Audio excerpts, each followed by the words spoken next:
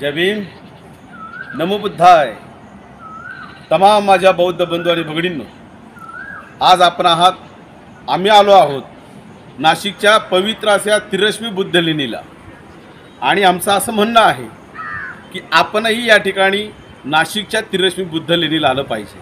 आपण बघा, स्वतः येऊन बघा.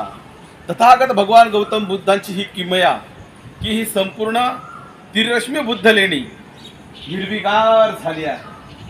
पूर्णपणे हिरवगार या ठिकाणी निसर्गरम्य वातावरण, आणि निसर्गरम्य वातावरणामध्ये येऊन आपण वर्षावासाच्या निमित्ताने त्रिसरण पंचशील बुद्ध वंदना ग्रहण करावी, धम्मवंदना ग्रहण करावी, हेच सांगण्यासाठी आज आम्ही संपूर्ण बौद्ध परिवारांना, संपूर्ण बौद्ध अनुयायांना आवाहन करत आहोत. आपण नक्कीच नाशिकच्या त्रिरश्मी बुद्ध लेणीला आवर्जून यावं. धन्यवाद.